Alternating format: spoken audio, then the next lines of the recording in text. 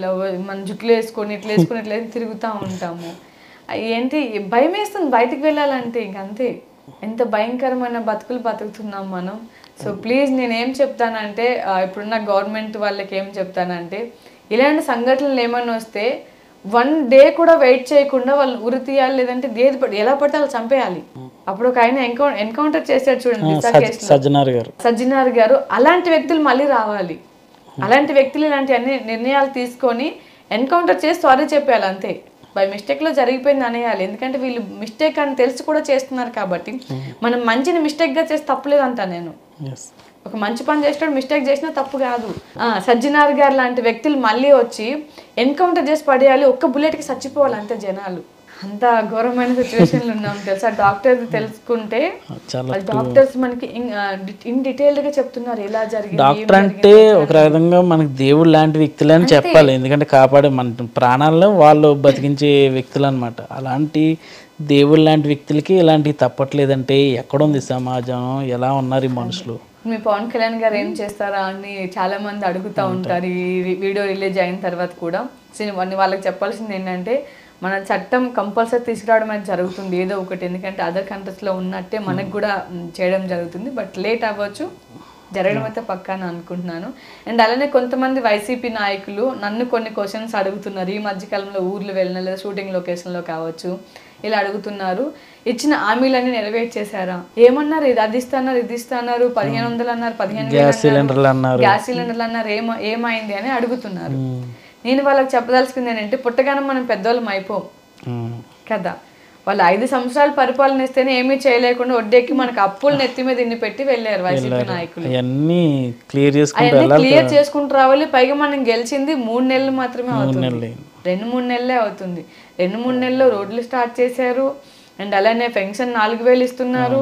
వాళ్ళు కూడా పింఛన్ కూడా 3,000 డైరెక్ట్ 3,000 చెల్లి కదా, 2,000 అట్లా చేశారు. మనం స్టార్టింగ్ 4,000 ఇచ్చేసాం కదా, అది అమల్లోకి వచ్చేసింది. అలానే స్కూల్ పిల్లలదే అంటే 1 ఇయర్కి కదా వేసేది. ఇప్పుడు పిల్లలకి 15,000 వేస్తున్నారు. ఇంట్లో ఎంతమంది పిల్లలు ఉంటే అంతమంది పిల్లలకి 15,000 చెప్పిన అది మనం పుట్టగానే పెద్దవాళ్ళం అయిపోము. పెళ్లి కాగానే పిల్లవాడు రావాలంటే రాడు. దేనికైనా ఒక ప్రాసెస్ ఉంటుంది, ఒక టైం ఉంటుంది. ఆ టైం పీరియడ్ లో అన్ని కంప్లీట్ చేస్తాము. అబ్బాబ్బా ఈ మధ్యకాలం లొకేషన్స్ లో అయితే ఇట్లా అంటే వచ్చేసారా, మీ పవన్ కళ్యాణ్ గారు ఇచ్చేసారా, అమలు చేసేసారా, ఇలా మాట్లాడుతున్నారు. నేను అది వాళ్ళతో ఎప్పుడు కొట్లాట్లాడుతున్నాను లొకేషన్ లో. మరి 5 సంవత్సరాలు ఉన్న వాళ్ళు ఏం చేశారు, ఎందుకు అడగలేకపోతున్నారు మీరు? మన నెత్తి మీద ఇన్ని కుప్పలు పెట్టారు. రిషికొండ బీచ్ ఇంటి దగ్గర నుంచి చూసుకుంటే అన్ని అప్పు చేసి కట్టింది. 500 కోట్లు ఎవడబ్బా సొమ్మని కట్టాడు, దేనికి ఉపయోగపడుతుందని కట్టాడు?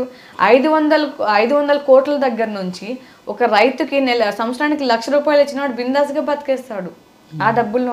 అవునా కాదా బాబు చెప్పండి. ఇప్పుడు 500 కోట్లు అంటే చాలా లక్షల మంది బతికేవచ్చు నాకు తెలిసినంతవరకు. సంవత్సరం 1,00,000 రూపాయలకి ఒక రైతుకి ఇస్తే, ఒక పొలం పని చేసుకునే వాళ్ళకి ఇచ్చిన, లేకపోతే ఒక మాలి పని మన కార్పెంటర్స్ అని వాళ్ళు రోజువారీ కూలీకి ఇచ్చిన మంచిగా బతికేస్తారు. అంటే నెక్స్ట్ కూడా నేనేమనుకుంటే, నేనే గెలిచేస్తాను, ఈ రాజ్యం అంతా నేనే ఏలేస్తాను కాబట్టి నేను బిందాస్ గద్దే ఇంట్లో కాళ్ళ మీద కాలేసుకొని దర్జాగా కూర్చోవచ్చు అనుకునే ఉద్దేశంతో జగన్మోహన్ రెడ్డి కట్టడం జరిగింది. 500 కోట్ల పైగా అయింది దానికి. ఇంటికి ఎవడవ సొమ్మని కట్టాడు నాకు ఇప్పటికీ అర్థం కాలేదు. అంత మన సొమ్మే కదా అది. మన కరెంట్ బిల్ చూసుకుంటే ఒకప్పుడు 70 రూపాయలు 150 రూపాయలు వచ్చేది, ఇప్పుడు 2,000 వస్తుంది కరెంట్ బిల్లు. ఆయన ఫ్యాన్ గుర్తే ఉంది కదా, ఫ్యాన్ వేయాలంటే భయం వేస్తుంది మనకి, ఎక్కడ కరెంట్ బిల్లు వచ్చేసి దాన్ని చూసి. మళ్ళీ ఆ కరెంట్ కూడా కంప్లీట్గా ఇస్తారంటే ఇవ్వరు. మార్నింగ్ నుంచి 2 గంటల వరకు ఒక వారం ఇస్తారు, 2 గంటల నుంచి రాత్రి 9 గంటల వరకు ఒక వారం ఇస్తారు. అంటే ఇలా షిఫ్ట్లు కూడా ఉంటుంది అనమాట ఆంధ్రాలో. మా ఊరు సైడ్ చూసుకుంటే సరిగ్గా ఒక బస్ కూడా లేదబ్బా. నాకు చెప్పుకోవడానికి సిగ్గేస్తుంది. విజయనగరం దగ్గర రాజా మండలం, నరసింహాపురం గ్రామం మాది, విజయనగరం జిల్లా. ఈ మధ్య విజయనగరం జిల్లా అయింది, ఒకప్పుడు శ్రీకాకుళం జిల్లాగా ఉండేది అది. కనీసం బస్ కూడా లేదు తెలుసా. ఒక ప్రెగ్నెంట్ లేడీ ఆ ఊరు నుంచి బయటికి వెళ్ళాలి అంటే అట్లీస్ట్ ఒక 5 కిలోమీటర్స్ సైకిల్ మీదనో లేకపోతే బండ్ల మీదనో వెళ్ళాలి. ఈ మధ్యకాలం ఏం చేస్తున్నారంటే, రాజం మండలం ఉంది కదా, అక్కడ ఆటోలు ఉంటాయి కదా, ఆటో వాళ్ళ నెంబర్లు తీసుకోవాలి, వాళ్ళకి ఫోన్ చేసి మేము ఈ టైంకి రెడీ ఉంటామని చెప్పాలి. సడన్గా పురిటినొప్పులు వస్తే వాళ్ళు ఏం చేయాలో అర్థం కాదు. ఇంకా నా ఓన్ సిస్టర్కి 4th మెంబర్, నేను 4 సిస్టర్స్, మేము 4 సిస్టర్కి అదే అయింది. నైట్ 2 o'clockకి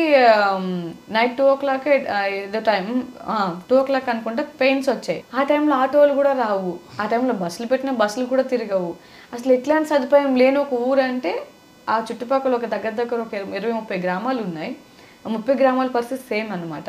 మరి ఇప్పుడు ఎలాగో మీ ఎన్డీఏ ప్రభుత్వం వచ్చింది కాబట్టి జనసేన టీడీపీ ఇప్పుడు అక్కడ కూడా ఆ పార్టీ ఎమ్మెల్యే గెలిచుండొచ్చు, గెలిచారు. కొండ్రు మురళి గారు. నేను అక్కడికి వెళ్ళి అంటే నా బాధ ఇది ఉంది, నా ఒక్కదాని కోసమో నా చెల్లి ప్రాబ్లంలో ఉంది, నా చెల్లి ప్రాబ్లం అనిపించిందని కాదు, అందరి కోసం. నేను అంటే చాలా ఇయర్స్ నుంచి చాలా మంది కలెక్టర్స్ దగ్గరికి వెళ్ళి మాట్లాడడం జరిగింది, బిఫోర్ ఉన్న నాయకుల దగ్గరికి వెళ్ళి మాట్లాడడం జరిగింది. ఎవరు దీనికి ముందడుగు వేయలేదు.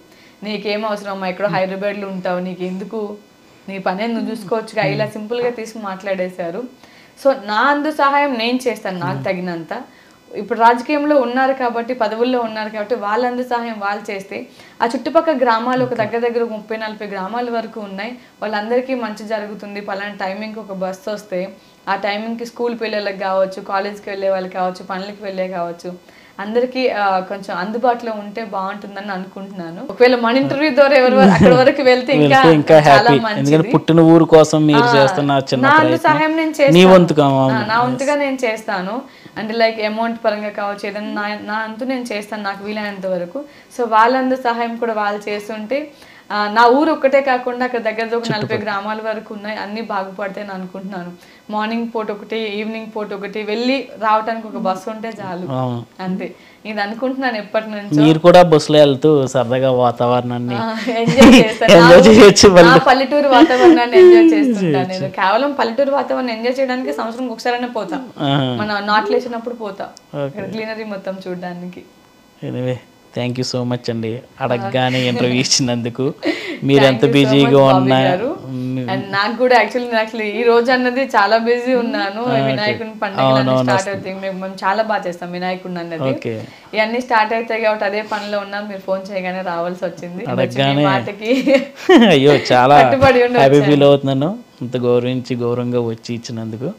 ఇదండి 99 టీవీకి ఒక సరికొత్త ఇంటర్వ్యూ చరిష్మా గారి ద్వారాగా మనకు వచ్చింది. మళ్ళీ నెక్స్ట్ ఇంటర్వ్యూలో ఇంకొక మంచి చరిష్మా గారు లాంటి మంచి సెలబ్రిటీతోనే మళ్ళీ ఇంటర్వ్యూ ఉంటుంది. అంతవరకు bye bye, thank you. Hi అండి, 99 టీవీ ప్రేక్షకులందరికీ స్వాగతం. ఈ రోజు మన ఇంటర్వ్యూ గెస్ట్ ఎవరు వచ్చారంటే 2024 ఏపీ ఎలక్షన్లో జనసేన పార్టీ తరఫున పిఠాపురంలో ప్రచారంలో ఒక హాట్ టాపిక్ తార హల్చల్ చేశారు. ఆవిడే యాక్ట్రెస్ చరిష్మా నాయుడు. చరిష్మా నాయుడు గారు, హలో బాబాయ్ గారు, ఎలా ఉన్నారు? బాగున్నారా? నేను చాలా బాగున్నాను, మీరు ఎలా ఉన్నారు? నేను బాగున్నానండి. మిమ్మల్ని చరిష్మా యాక్ట్రెస్ చరిష్మా నాయుడు అనాలా, పొలిటికల్ స్టార్ చరిష్మా నాయుడు అనాలా తెలియట్లేదు. మీ అభిమానంతో ఎలా పిలిచినా పలుకుతాను. అయితే మాకు అభిమానం కాబట్టి మాకు ముందుగా పరిచయం యాక్ట్రెస్ చరిష్మా నాయుడు కాబట్టి అలాగే పిలుస్తాను. చెప్పండి చరిష్మా నాయుడు గారు, ఎలా ఉన్నారు? ఇప్పుడు ఏం చేస్తున్నారు ప్రాజెక్ట్స్? ప్రస్తుతానికైతే మా టీవీలో పాపే మా జీవన్ జ్యోతి చేస్తున్నాను, జీ తెలుగులో ప్రేమ ఎంత మధురం